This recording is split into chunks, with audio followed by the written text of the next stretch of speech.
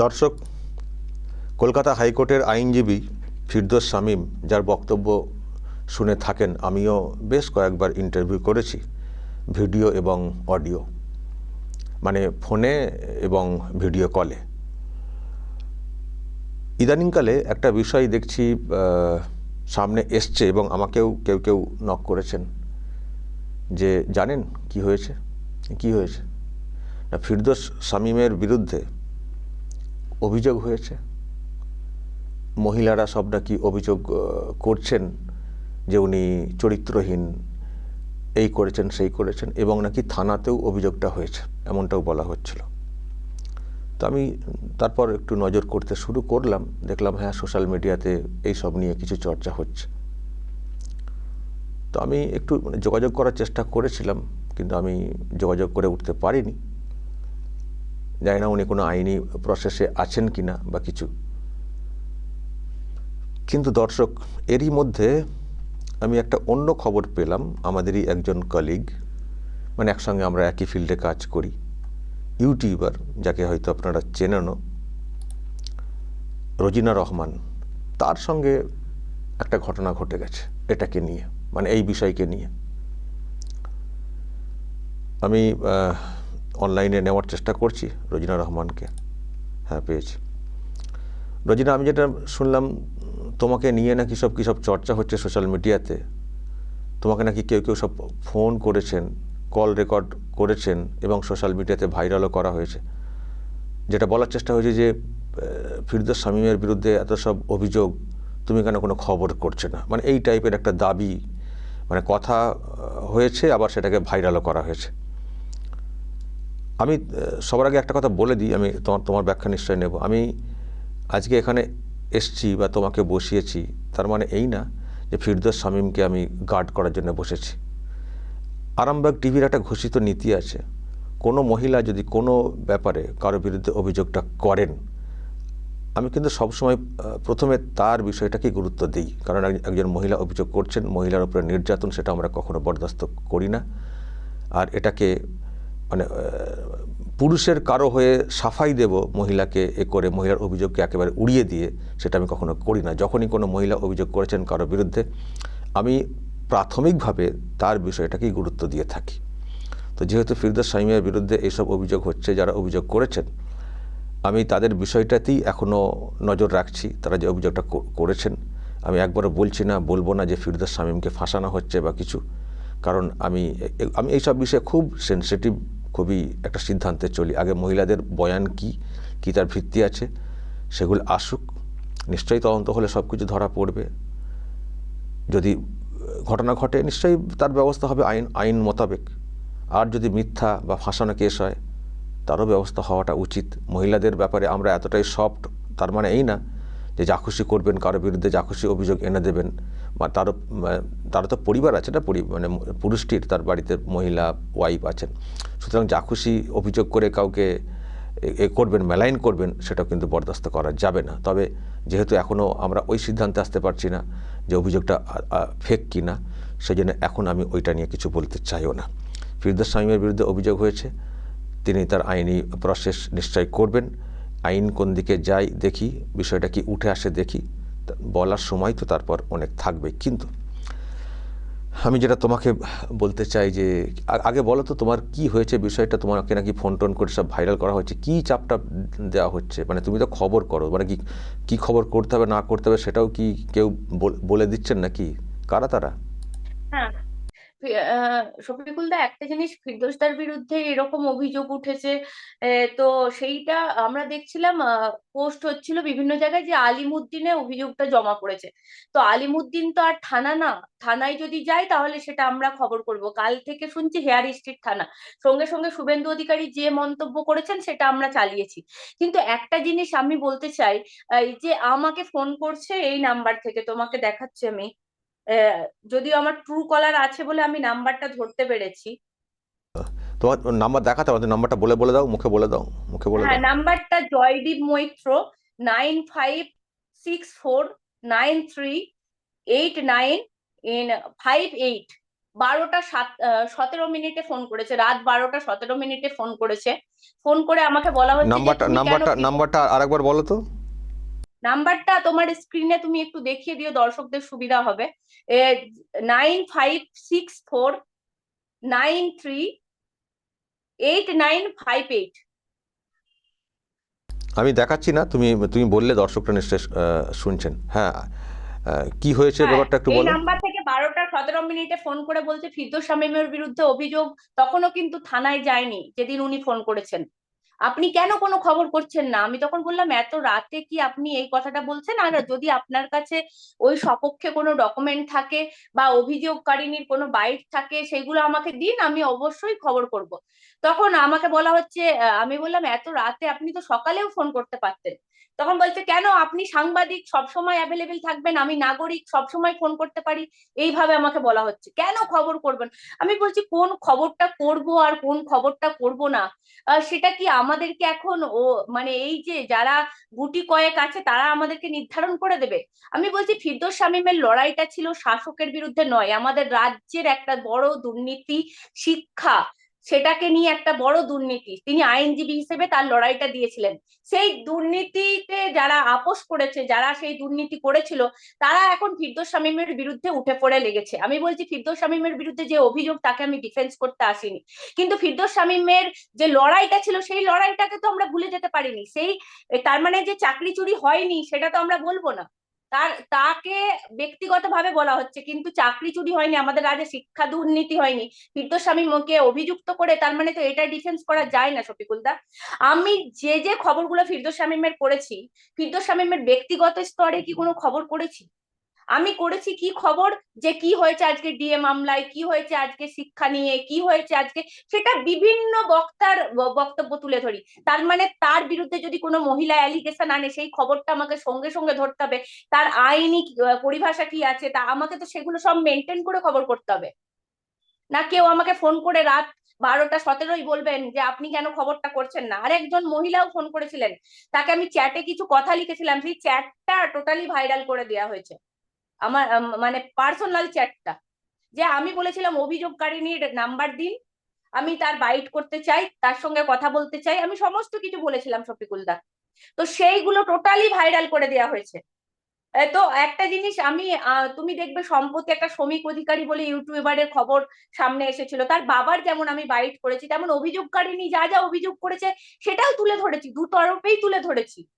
কিন্তু এরা আমাদেরকে দাগিয়ে দেয় যে আমরা নাকি কারো থেকে কমিশন পাই, কারো থেকে টাকা পাই, আজ পর্যন্ত প্রমাণ করতে পারেনি, এত বড় ক্ষমতা নেই। কিন্তু এই যে এই জিনিসগুলো কি ট্রেন্ড চলছে, মিডিয়াকে কেন প্রেসার দেওয়া হবে? মিডিয়া কোন খবর করবে কোন খবর করবে না, আমরা ইউটিউবার বলে কি আমাদেরকে ফোন করে সহজে বলা যায়? আর যারা মুখ্যমন্ত্রীর পাশে বসে ইফতারি করে তাদেরকে ফোন করে উনি বলতে পারবেন তো? আপনি তো বসে মেন স্ট্রিমে বড় বড় প্রশ্ন করেন, কই আপনি এই মুখ্যমন্ত্রীর বিরুদ্ধে এই শিক্ষা দুর্নীতিটা কেন বললেন না? বলতে পারবে এরা?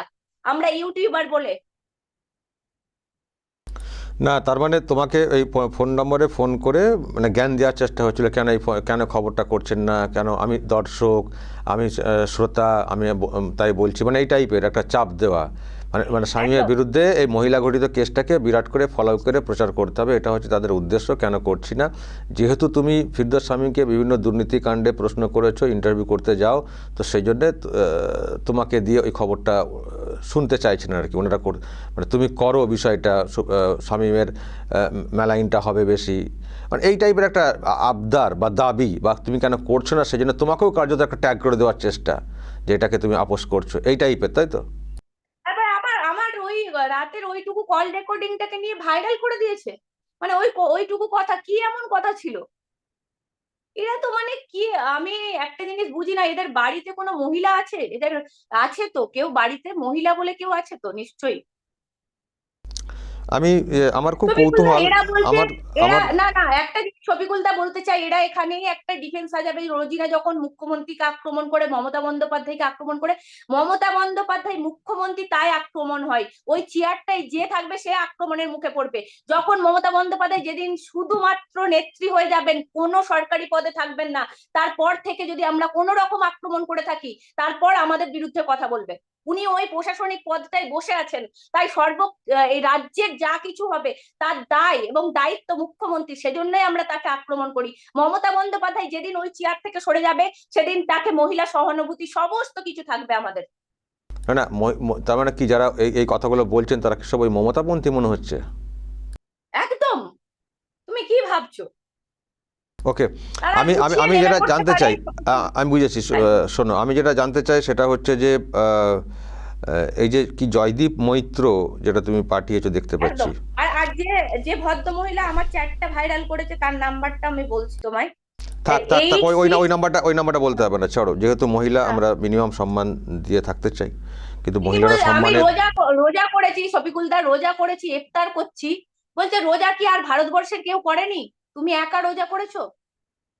মানে যখন চ্যাট করছে তখন? চ্যাট করছে না, আমাকে ফোন করে বলছে তুমি কেন কথা বলবে না, রোজা কি? আমি বলছি আমি ইফতারি করছি, একটু পরে কথা বলছি। বলছে রোজা কি কেউ ভারতবর্ষের কেউ করেনি, তুমি একা রোজা করছো?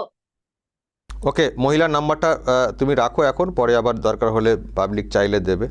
কিন্তু বিষয়টা যেটা হচ্ছে যে আমার খুব কৌতূহল, এই যে জয়দীপ মৈত্র যে নাম্বারটা, এরা কি ওই চাকরি চোর বলে যে বলা হচ্ছে না, চাকরি চুরি করা হয়েছে ফিরদৌস শামীম টেন্টেড যেটাতে লড়ছেন, ক্যান্ডিডেটদেরকে এবং এখন টাকা বেতন ফেরত এবং দিতে বেতন, হবে। হ্যাঁ, বেতন ফেরত দেওয়ার ব্যাপারটা উঠে এসছে, এই চাকরি চোরদের দলের কেউ না তো? মানে জ্বালাটা ওই জায়গা থেকে হচ্ছে না তো, যেহেতু ফিরদৌস শামীম লড়াইটা আমি করেছেন? সত্যি কথা বলতে কি বলতো, একটা জিনিস টেন্টেড ক্যান্ডিডেট যেমন আহ, টাকা ফেরত দিতে হবে, আর একটা তুমি দল দেখেছিলে ফিরদৌস শামীমের চেম্বারের বাইরে গিয়ে যারা বিক্ষোভ করেছিল, তুমি দেখেছিলে সেই রাতের দৃশ্য? হ্যাঁ, আমার মনে হচ্ছে কোথাও, কারণ এইটা তাদের এত জ্বালাটা হচ্ছে মানে মহিলা ঘটিত কেস, মহিলাদের প্রতি সম্মান দেওয়ার জন্য, নাকি যেহেতু ফিরদৌস শামীম এই দুর্নীতির বিষয়টা নিয়ে অনেক বেশি লড়াই করেছেন, পর্দা ফাঁস করে দিয়েছেন, বেতন ফেরত দেওয়া বা আরও ওই অবৈধভাবে ঢোকার রাস্তাটা বন্ধ করে দেওয়া, তো সেই জন্য গায়ের জ্বালায় মেটাচ্ছেন কিনা, এ তো খুব চেক করার একটা ব্যাপার রয়েছে। তো তবে এটা হতে পারে কিন্তু, কারণ ফিরদৌস শামীম যে যে মানে আইনি লড়াইগুলো লড়েছেন, সেখানে অনেক বিশেষ করে যে টাকা ফেরত দেওয়াটা, যতদিন চাকরি করেছেন সে টাকা ফেরত দিতে হবে, আদালত অবমাননার একটা মামলাও সুপ্রিম কোর্টে করেছেন আমি জানি, এবং নানান বিষয়ে চাপে রাখা, এবং অবশ্যই রাজ্যের মুখ্যমন্ত্রীর বিষয়েও খুব সরব হয়ে থাকেন। ফলে সেই অংশটা এখন উঠে পড়ে নেমে লেগেছে কিনা দোষারোপ করতে, সেটা ভাবতে হবে। আর সেই সঙ্গে যে অভিযোগগুলো হচ্ছে, আমি আবারও বলছি, মহিলাদের অভিযোগকে আমি সবসময় গুরুত্ব দেওয়ার পক্ষে, কিন্তু আমরা ওয়েট করব যে এটার মধ্যে সত্যিই কতটা ভিত্তি আছে, আর কতটা ওই ফিরদৌস শামীমকে জব্দ করার জন্যে মানে পরিকল্পনা করা হয়েছে, সেটাও কিন্তু দেখার ব্যাপার রয়েছে। শফিকুল দা, আর একটা বিষয় বলতে চাই, যারা আমাদের এখানে সরকারের বিরুদ্ধে কথা বলে, যারা প্রতিবাদী চরিত্র, এই এই মুহূর্তে দাঁড়িয়ে তাদেরকে প্রথমত টাকার লোভ দেখানো হয়, তারপর তাদেরকে বিভিন্ন অভিযোগে ফাঁসানোর চেষ্টা করা হয়, তারা যদি আয়ত্তে না আসে তাদেরকে তো তারপর পার্টি জয়েন, তুমি বুঝতেই পারছো। তো সেই রকম একটা প্রসিডিওর হয়। এটা কিন্তু হয় না আমরা বলবো না, সমস্ত কিছু দিকই কিন্তু রয়েছে। তো সেই জায়গা থেকে দাঁড়িয়ে যে আমাদের, আমরা জানি আমরা বিরোধী এই শাসকের বিরুদ্ধে কথা বলি, আমরা সবকিছু ফেস করার জন্য রাজি আছি, সমস্ত কিছু ফেস করার জন্য। কিন্তু একটা জিনিস তো, এইরকম এই যে জিনিসগুলো ক্রমাগত ঘটে থাকে, এগুলো তো আমরা দেখেছি। এই অভিযোগ তো আজকে নতুন নয় শফিকুল্লাহ। আমরা কোনো অভিযোগ সেটা এসেছে, থানা খতিয়ে দেখবে, তদন্ত করবে অবশ্যই, কিন্তু আমাদেরকে কেন চাপ দেওয়া হবে? আমাদেরকে কেন প্রেসার করা হবে যে আমরা কোন খবরটা করব কোন খবরটা করব না? মিডিয়াকে কেন প্রেসার দেওয়া হবে? আবার নাকি আমাদেরকে সাংবাদিক বলা যায় না। আমি বলছি আমাদেরকে যদি সাংবাদিক না বলা যায়, তাহলে আমাদের বঙ্গ টিভি কোন খবরটা করলো না করলো, তার মানে বঙ্গ টিভির খবরের বা আরামবাগ টিভির খবরের এতটাই ইম্প্যাক্ট, তার মানে তাদেরকে খবরটা করতে হবে, সেই খবরটা তবেই রিয়েলাইজ হবে। ওকে, ঠিক আছে, বুঝে গেছি। তুমি তোমার লাইনে তুমি যেভাবে কাজ করছো করে যাও। কিছু অংশ থাকে সবসময় এইভাবে পিছন থেকে টেনে ধরার চেষ্টা করে, যখন কোনো কিছু যুক্তি দিয়ে পারে না, অন্যভাবে পারে না, তখন নানানভাবে মেলাইন করে। আর তার থেকেও আমার মনে হচ্ছে ওই যে শামীমের ওপরে প্রচণ্ড রাগ ক্ষোভ, কারণ শামীম যেই জায়গাগুলোতে আঘাত করেছেন, ঘাটা মেরেছেন, এটা অনেকেরই সহ্য না হওয়ারই কথা, এবং বেতন তো ফেরত দিতে আবার হবে না আরেকটা সবকে। বিষয় কি বলতো শফিকুল্লাহ, আমি একটা বিষয় এখানে বলে রাখতে চাই। আমি যেহেতু সংখ্যালঘু একটা ফেস যদি প্রতিবাদের কথা বলে না, সেক্ষেত্রে যা ইম্প্যাক্ট পড়ে, তুমি তো তার নজির আমাদের পশ্চিমবঙ্গে, তুমি তো জানো যে শফিকুল কেন এই মানে সংখ্যালঘুরা যদি সরকারের বিরুদ্ধে বলে তার যে ইম্প্যাক্ট পড়ে, সেটা সরকার পক্ষ নিশ্চয়ই বুঝতে পেরেছে, যার জন্য প্রতিকূল তো আমার জ্বলন্ত উদাহরণ, তাকে নিয়ে নেওয়া গেল। যাই হোক, সে ঠিক আছে, তুমি ওই যে যা করছে ভাইরাল করছে, করুক গে। তুমি কথা বললে তোমার নর্মাল লুকোনোর তো কিছু নেই, যেটা সত্য সেটা বলবে, তাতে সে ভাইরাল করলো, করতে পারে। তুমি তোমার কাজ করো। আবারও বলছি, শামীমের বিরুদ্ধে যে না মানে অভিযোগটা উঠেছে, একটা একটা শামীম ফোন নাম্বারকে ভাইরাল করে দেয়া, রাতে একটা মহিলাকে ফোন করা, মানে আমাদেরও তো বাচ্চা আছে, আমাদেরও তো পরিবার আছে। বলছে না তোমাকে কথা বলতে হবে, তুমি সাংবাদিক, মানে তুমি অ্যাভেলেবেল থাকবে সারা রাত দিন, মানে এই যে ভদ্রলোকের ভাষা, আমি এখনো ভদ্রলোক বলবো, ছোট লোক বলবো না, যে তোমাকে অ্যাভেলেবেল থাকতে হবে। ঠিক আছে, বাংলার মানুষও দেখছেন শুনছেন, তাদের মতো করে তারাও ব্যবস্থা নেবেন। আমি যেটা বলতে চাই, শামীমের বিরুদ্ধে যে অভিযোগ, সেটা শামীম সাহেব নিজে আইনি ব্যাপারটা লড়বেন। কিন্তু আমারও কোথায় মনে হচ্ছে, মানে কোথাও মনে হচ্ছে যে পেছনে একটা চক্রান্ত থাকতে পারে। তো আমরা তার অপেক্ষাতে রয়েছি। তবে যাই করুন না কেন, যারা এইসব করছেন, ভাবছেন যে বেশ পেয়েছি সুযোগ, মানে বেঁচে যাব, তাদের বাঁচার কোনো রাস্তা নেই। ব্যক্তিগত লড়াই শামীম সাহেব তার মতো করে লড়বেন এই কেসটাতে, কিন্তু উনি যে লড়াইয়ের আছেন, মানে ওই চুরি দুর্নীতি এইসবের ক্ষেত্রে, সেখান থেকে তো উনি সরবেন না। নিশ্চয়ই শামীম তার মতো করে তিনি লড়বেন। তো আমরা অপেক্ষা করব কি হচ্ছে, পরিস্থিতি কোন দিকে যাচ্ছে। আচ্ছা, একটা কথা, কলকাতায় কি আজকে মানে ভূমিকম্প হয়েছে খুব? একদম একটু আগেই ভূমিকম্প হয়েছে, সমস্ত বাড়ি ঘর দোর কেঁপে উঠেছে। আর সঙ্গে সঙ্গে মানে প্রচন্ড যে তীব্রতা ছিল 4.9, আমরা যেটা দেখলাম। আম, আহ, যে এই রকম ধরনের আমি আমি তো অনুভূত হয়নি। আগে ভূমিকম্প হয়েছে, বলা হয়েছে সাময়িক একটা ঝাঁকুনি হয়েছে, কিন্তু এই মুহূর্তে আমি দেখছিলাম যে বিছানাপত্র, আলমারি, পাখা সমস্ত কিছু নড়ছিল। যাই হোক, আমার কলকাতায় ভূমিকম্প হলে ভয় তো থাকেই, কারণ ওই তোপসে আর তিলজলার বিল্ডিংগুলো যেভাবে ইল্লিগালি তৈরি হয়েছে, সব হুড়মুড়িয়ে পড়ে গিয়ে কত যে কী ঘটনা ঘটবে কে জানে। মানে এই সরকারের আমলে যা সব পরিস্থিতি। যাই হোক, ভূমিকম্প তো হচ্ছে, বড় ভূমিকম্প মনে হচ্ছে 26-এ হবে, মানে এই বছরই হবে। পরিবর্তন যেটা আমরা কোথাও মনে করি, এই অপশাসন দুঃশাসন থেকে এই বাংলা মুক্ত হবে, সেটা কোথাও আশা করি। আর এই মানুষকে ফাঁসানো বা এই যে বিষয়গুলো এই রাজ্যে এই শাসকের আমলে অনেক কিছু হচ্ছে, সেগুলো থেকে বাংলার মানুষ মুক্ত হবেন, সেটাও মনে করি। কিন্তু শেষে আবারও বলছি, শামীম সাহেবের যে বিষয়টা, সেটা শামীম সাহেব নিজে ঠিক করবেন। আইনি লড়াই, সেখান থেকে তিনি নিজেকে প্রমাণ করবেন রবিকুলদা, যে তিনি। সবশেষ একটা কথা বলতে চাই আমি, দর্শকদের উদ্দেশ্যে বলতে চাই, আমি বলছি চেঁচিয়ে চেঁচিয়ে কোনো খবর পরিবেশন করা মানে ঘরের মানে আমি কারো কারো চেঁচিয়ে বিষয়ে আমি কারো বিষয়ে কোনো কথা বলতে চাই না। যে যার মতো করে খবর পড়বেন। আমি কোনো চ্যানেল, কোনো কিছু, কারোর বিষয়ে আমি কোনো কথা মন্তব্য করতে চাই না। তুমি তোমার জায়গায় ঠিক থাকো, তুমি তোমার কাজ করে যাও, এটুকুই। বাকি আইনের পথে এগোবে, ব্যাস। আমাদেরকে কেউ দমাতে পারেনি, পারবেও না, এটুকু কোথাও বিশ্বাস করি। যাই হোক, ভালো থাকবে, কাজ যেমন করছো এগিয়ে যাও, পরে আবার কথা হবে। ভালো থাকবে। দর্শক, শুনলেন রোজিনা রহমান, একজন ইউটিউবার, মানে ওই শামীমের কেন খবর করা হয়নি সেই নিয়ে ফোনাফোনি শুরু হচ্ছে, কল রেকর্ড করা হচ্ছে, সেটা আবার সোশ্যাল মিডিয়ায় ছাড়া হচ্ছে। মজা নেওয়ার চেষ্টা হচ্ছে। নিন, মজা কতদিন নেবেন? শামীম সাহেব তার উত্তর দিয়ে উনি আসবেন, তারপর তো মজা তো ঘোচাবেনি। যারা ভাবছেন যে এই সুযোগে শামীম সাহেবকে জেলে ঢুকিয়ে দিয়ে আমরা বেঁচে যাব, আমাদের কার বেতন ফেরত দিতে হবে না, বা আমরা অবৈধভাবে চাকরিটা পেয়ে যাব, এতটা সোজা না, এতটা সোজা না। আমরাও নজর রাখছি কি হচ্ছে পরিস্থিতি, তারপর নিশ্চয়ই পরবর্তী সময় আবার আসবো, এই শামীম সাহেবকে নিয়েই আসবো সরাসরি। অপেক্ষা করুন এবং নজর রাখুন আরামবাগ টিভিতে।